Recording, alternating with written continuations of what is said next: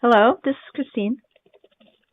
Oh, Christine, this is Brother Paul Parham. I'm the coordinating elder for Jehovah's Witnesses here in Farmington, and Great, great. I I just got had a I got your number from one of our sisters yeah. I at the just Kingdom Hall. thank you so much for calling me back. Well, I just had some questions.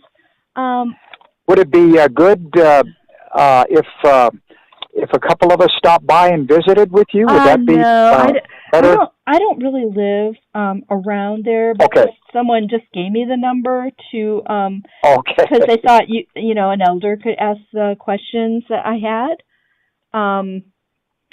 It's about I just wanted to see what you guys thought about it because I've studied with Jehovah's Witnesses before. I see. And I thought I enjoyed it and I thought about doing it again, but I was a little like put off by some things that have been in the news. Are you familiar with the Australia Royal Commission on Child Sexual Abuse in Australia? Vaguely. Vaguely? In fact, the Australia Commission, Uh-huh. if that's Uh-huh. what you called it. Yeah. The, I have there's another brother with me. Uh-huh. I'm in a car group. He just moved here from New Zealand. Uh-huh. Are you familiar with that He's not familiar with that particular organization, but seems like I've heard something about it. Yeah, I mean, um, so you're the head of that whole congregation there, and I mean, doesn't the organization kind of inform you of like things like that in the news that really people might ask you about? It's pretty serious stuff. I see. So what's your concern? Oh, well, they concluded that Watchtower's policies place their children at risk of sexual abuse, especially they have in the past discouraged people from reporting to the police. Australia had a list of over 1,000 alleged child abusers, and they didn't call the police on any of them ever. And so feeling, and just many other things. I mean, Jeffrey Jackson was there, sure. gave testimony under oath, and I was just really shocked by the whole thing. I was shocked by the things he said.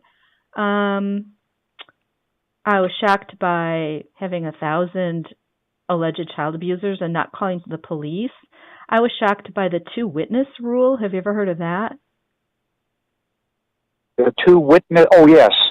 Yeah, they talk. Yes, about I am that. familiar with that. Right, that's a Yeah. biblical. That's a biblical principle. Yes. It's not really in the case of a crime, such a serious crime that would rarely have two witnesses. You know, like one thing the guy that was prosecuting them or examining them, one of their main lawyers. I see. His name was Angus Stewart. He brought out the example, I think it's in Deuteronomy, of a rape. And, that crying out thing assumes that people would be around, but she was in some remote field or remote area. And the man was prosecuted in the Old Testament. So what he was saying is it's not really as simplistic as that. And it's such a hideous crime, and it would rarely have two people watching, Oh, yeah, right. I can understand your concern. I have a daughter. She's grown up now, and I have a little granddaughter that's 8 years old, mm-hmm. and I know that is we, my wife and I in particular, were very conservative in our protection for her, especially as she was growing up and through her teenage years. And it would just devastate me if there was some kind of situation that involved my daughter. And but I got to tell you that speaking with authority, because I've been involved in a number of these cases over the years. I've been an elder for our congregation, the presiding elder for the last 45 years, and I've been involved in a number of these cases.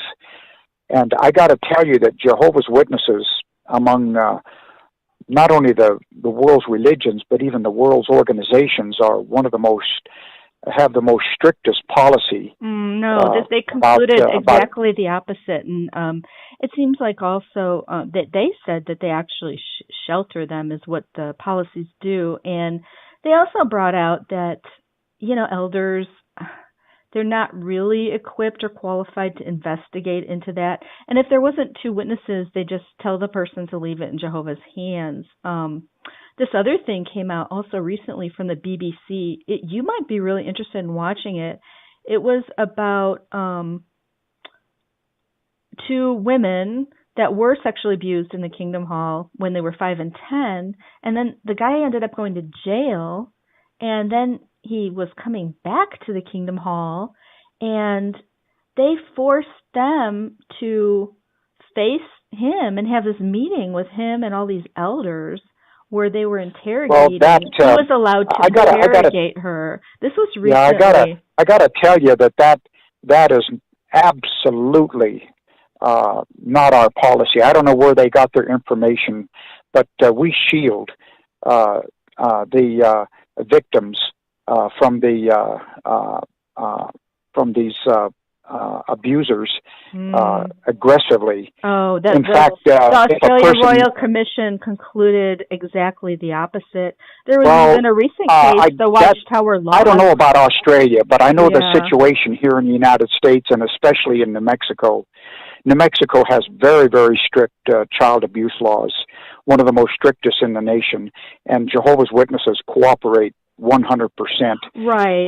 If it needs to be reported, we do that. I don't know about Australia and what happened halfway around the world. People have talked a lot about the different states that don't require mandatory reporting, and in which case the elders or whoever it is do not.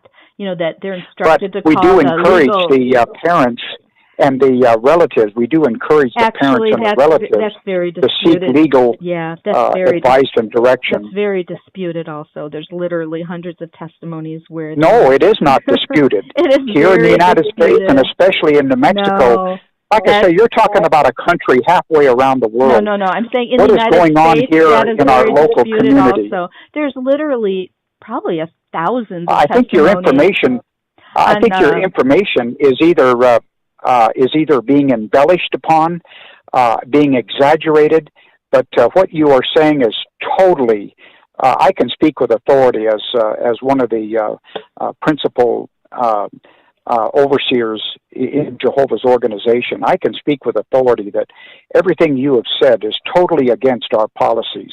Our children are protected aggressively by the congregation.